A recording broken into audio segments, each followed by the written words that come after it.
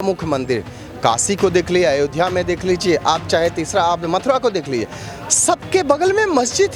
किसी भी मस्जिद को तोड़ करके मंदिर नहीं बनाया गया। मुद्दा यही है कि वहाँ पे मंदिर था, मंदिर है और मंदिर रहेगा को, लेकिन बार बार तोड़ा जाता है और मस्जिद का निर्माण किया जाता है। नमस्कार, मैं सुरजीत, आप देख रहे हैं द लोकसभा। जिस तरह से ज्ञानवापी का मुद्दा गरमाया हुआ है, उस तरह से सबकी निगाहें इस पर टिकी हुई कि आखिर वहाँ पे क्या है।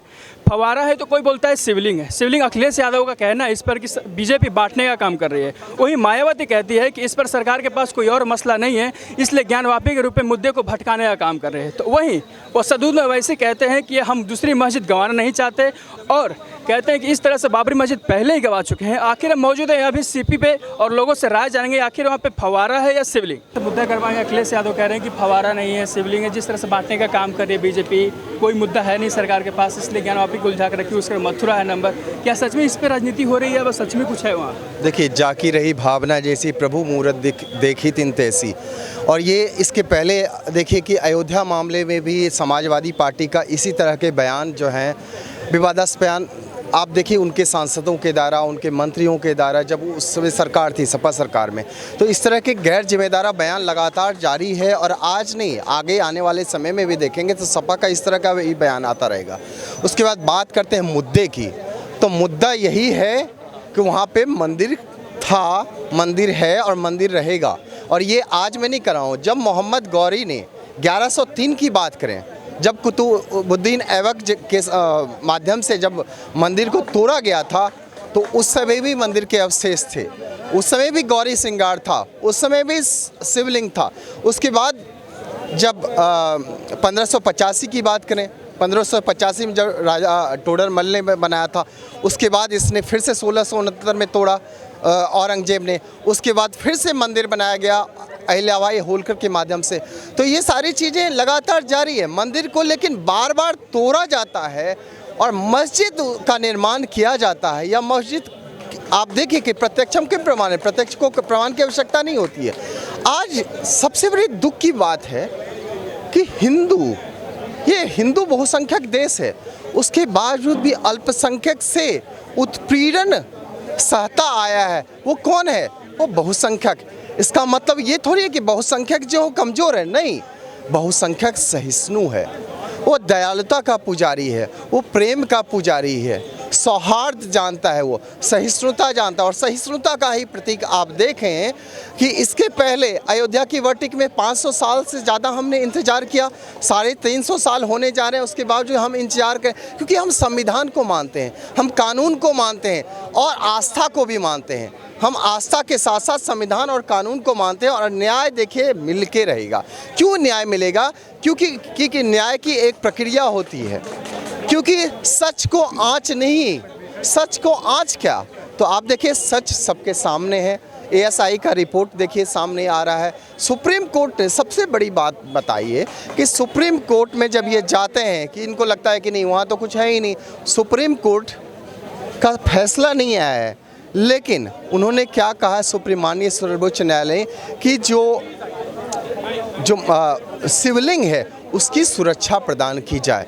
इसका मतलब कहीं ना कहीं स्वीकारा जा रहा है कि वहाँ पे शिवलिंग है।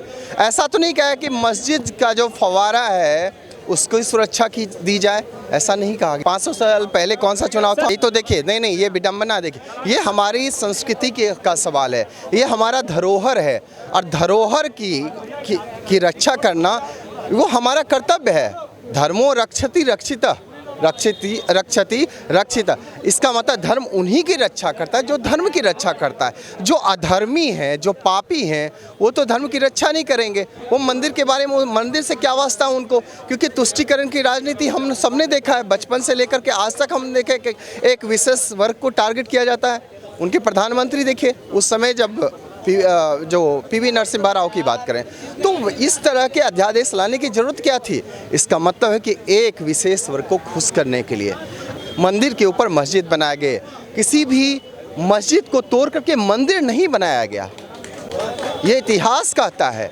आप बताइए कि कोई भी 55 देश हैं, मुसलमान के 57 देश है, क्या कहीं पे भी औरंगजेब, अकबर और बाबर के नाम पे शौचालय भी मिलेगा? नहीं मिलेगा, लेकिन भारत देश में मिलता है। इसका मतलब क्या है कि भारत एकमात्र ऐसा देश है जो सहिष्णुता को मानता है, न्याय को भी मानता है, हम संविधान को भी मानते हैं, हम आस्था को भी मानते हैं, हम सब कुछ मानते हैं, लेकिन जो कुछ नहीं मानते वो अनर्गल बातें इस तरह की करते रहेंगे। अच्छा ठीक है, मैं एक और सवाल है आपसे। मेरा सपोज आपका घर है, उस घर को हम तोड़ करके उसके ऊपर घर बना दें, उसके बाद हम रहने लगे, क्या आप स्वीकार करेंगे? ये आपके लिए स्वीकार्य होगा? नहीं होगा। तो फिर मस्जिद, मंदिर को तोड़ करके मस्जिद यदि बनाया गया है वहाँ पे, हम कैसे स्वीकार कर लें? ये स्वीकार्य नहीं है। जैसा कि मैंने पहले खास करके 3 प्रमुख मंदिर, काशी को देख लिया, अयोध्या में देख लीजिए, आप चाहे तीसरा आप मथुरा को देख लीजिए, सबके बगल में मस्जिद, सबके बगल में मस्जिद। ऐसा क्यों? ये कब तक चलता रहेगा? नहीं चलना चाहिए और नहीं चलने देंगे हम लोग, क्योंकि हिंदू अब जाग चुका है और जागना भी चाहिए। हिंदू तो पहले से भी जागा था, लेकिन अब हम संविधान के तहत ही, न्याय के तहत ही, कोर्ट के माध्यम से, लेकिन हम को न्याय लेके रहेंगे, क्योंकि जैसा हमने कहा आपको, जो सच है उसको आप छुपा नहीं सकते, उसको आप झुटला नहीं सकते। उसमें देर भले हो सकता है, लेकिन सच जो है सामने आ जाता है। क्या सर ज्ञानवापी के बाद मथुरा की बात उठेगी? बिल्कुल बिल्कुल होना चाहिए। अब बताइए ना, मथुरा की बात करते हैं तो वहाँ पे कारागार, जो कंस का कारागार है, वहाँ पे अब फिर से देखिए, ASI यदि खुदाई करता है, फिर आप देखेंगे अवशेष मिलेंगे। और अवशेष मिलेंगे ऐसा क्यों?